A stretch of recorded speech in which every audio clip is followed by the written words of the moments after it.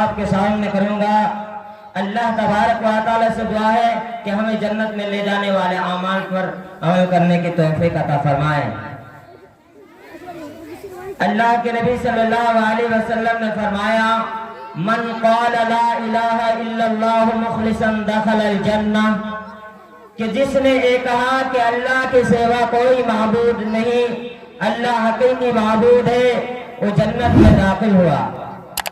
اور میرے بھائیوں، اسی لیے جب بھی کوئی سوال کرنا ہے، مانگنا ہے، تو اللہ تبارک و تعالیٰ سے مانگیے، جبکہ حدیث کہہ رہا ہے اذا سألت فاسأل اللہ، جب بھی تم سوال کرو تو اللہ تبارک و تعالیٰ سے کرو، اور جب بھی تم مانگو تو اللہ تبارک و تعالیٰ سے مانگو۔ میرے بھائیوں، دوسرا عمل اتباع سنت۔ رسول اللہ صلی اللہ علیہ وسلم نے فرمایا، من اطاعنی دخل الجنہ، کہ جس نے میری اطاعت کی وہ جنت میں داخل ہوا۔ میرے بھائیوں، اطاعت کیا ہے؟ نبی کی اطاعت کیا ہے؟ اطاعت ہے کہ نبی اکرم صلی اللہ علیہ وسلم جن کاموں سے منع فرمایا ہے ان کو نہیں کرنے سے اطاعت ہوگا، اور جن کاموں کو کرنے کے لیے کہا ان کاموں کا اگر ہم کریں تو یہی اطاعت ہوا، یہی فرمان برداری ہوا۔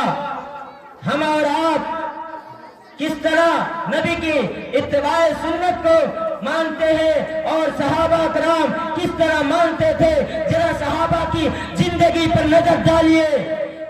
شراب کی حرمت جب نازل ہوئی، رسول اللہ صلی اللہ علیہ وسلم نے اعلان کرایا، منادی نے اعلان کیا، اور کہ رسول اللہ صلی اللہ علیہ وسلم کا حکم ہے کہ شراب حرام ہو گئی۔ اتنا سننا تھا کہ سارے صحابہ کرام شراب کے مٹکوں کو پھوڑ دیا، حتیٰ کہ یہاں تک کہ مدینے کی گلیوں میں شراب کی نہریں بہنے لگی۔ میرے بھائیوں، صحابہ کرام نبی کی سنت کو اس طرح مانتے تھے، ادھر سے فرمان جاری، ادھر سے عمل کرنے کے لیے ٹوٹ پڑتے۔ اور سبحان اللہ، جب غزوہ خیبر میں سن 7 ہجری میں رسول اللہ صلی اللہ علیہ وسلم کا حکم ہوا کہ پالتو گدھے کا گوشت حرام ہے، اللہ اور اس کے رسول نے منع ٹھہرایا ہے۔ اتنا سننا تھا کہ سارے صحابہ کرام اپنے ہنڈیوں میں جو گوشت کو پکا رہے تھے، یا تو پک چکے ہوتے ہیں، ان کو ابھی کھانے کے لیے ہی جائیں گے، یا پوری تیاری ہو چکی ہے۔ اتنا سننا تھا کہ اللہ اور اس کے رسول نے منع ٹھہرایا ہے، اسے حرام قرار دیا ہے، تو اپنے ہنڈیوں کو صحابہ کرام ہنڈیوں سے گوشت کو نکال کر پھینک دیا۔ کسی صحابی نے یہ نہیں کہا کہ پیسہ لگا ہے، اس میں خریدنے میں مال خرچ ہوئے ہیں، انہیں بنانے میں محنت و مشقت لگی ہے۔ کسی فرشتے نے یہ نہیں کہا کہ تھوڑا سا چکھ لیتے ہیں۔ کسی صحابی کی مجال نہیں تھی کہ فرمان مصطفیٰ کے ہوتے ہوئے اپنی زبان و قیاس کا استعمال کرے۔ میرے بھائیوں، صحابہ کرام اس طرح اتباع سنت کو مانتے تھے۔ ہم اور آپ نبی کو ماننے والے ہونے کا دعویٰ کرتے ہیں، جبکہ نبی صلی اللہ علیہ وسلم نے شراب کو حرام ٹھہرایا ہے، حرام قرار دیا ہے۔ جتنے بھی نشے والی چیز ہے سب حرام ہے۔ ہم اور آپ نبی ہونے ماننے والے کا دعویٰ کرتے ہیں، لیکن میرے بھائیوں، آپ کے نبی ہونے کا دعویٰ بالکل جھوٹا ہے، کیونکہ رسول اکرم صلی اللہ علیہ وسلم نے جو چیز کو حرام قرار دیا ہے، ہم اور آپ اسے پھر کیوں کریں اور یہ بھی دعویٰ کریں کہ ہم رسول کے ماننے والے ہیں؟ نہیں، آپ رسول کو ماننے والے ہو نہیں سکتے۔ جن چیزوں سے رسول اللہ صلی اللہ علیہ وسلم نے منع ٹھہرایا ہے ان کو چھوڑ ہی دینا ہے، تب جا کے آپ رسول ہونے ماننے والے کا دعویٰ کر سکتے ہیں۔ شراب کو حرام ٹھہرایا ہے، چاہے جتنے بھی نشہ والی چیز ہے، چاہے کھینی، چاہے گٹکا ہو، چاہے کچھ بھی چیز ہو جس میں نشہ لائے وہ حرام ہے۔ پھر ہم اور آپ کیوں سے کھاتے ہیں اور کھاتے ہیں؟ لیکن میرے بھائیوں، یہ شراب جو آج ہمارے سماج معاشرے نے عام نشہ سمجھ لیا ہے، اسے شراب کو عام کرتے جا رہے ہیں، شراب کو پیتے جا رہے ہیں۔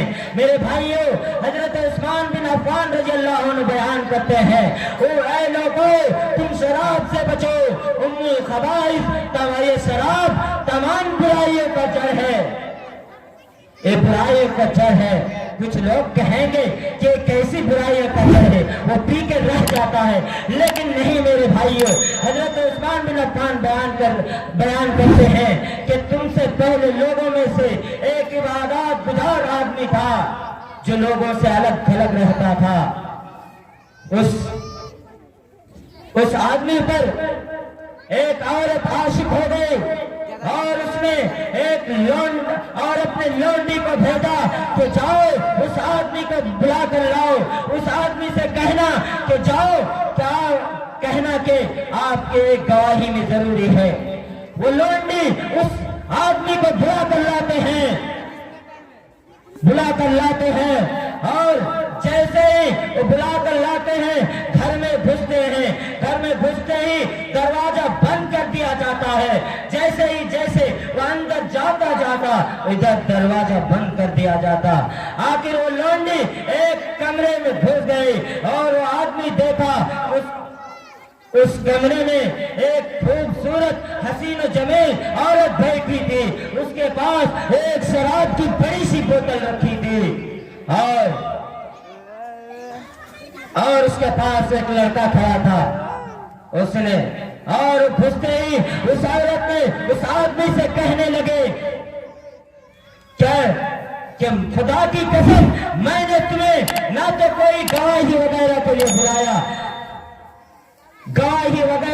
بلایا، میں نے تو صرف تمہیں اس لیے بلایا کہ تم میرے ساتھ بدکاری کرو، تم میرے ساتھ زنا کرو۔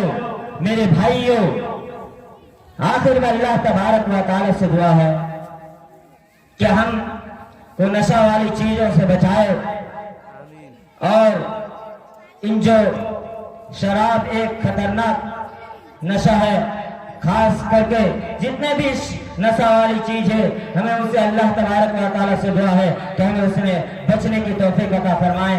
آمین۔ وآخر دعوانا الحمدللہ رب العالمین۔ السلام علیکم ورحمۃ اللہ وبرکاتہ۔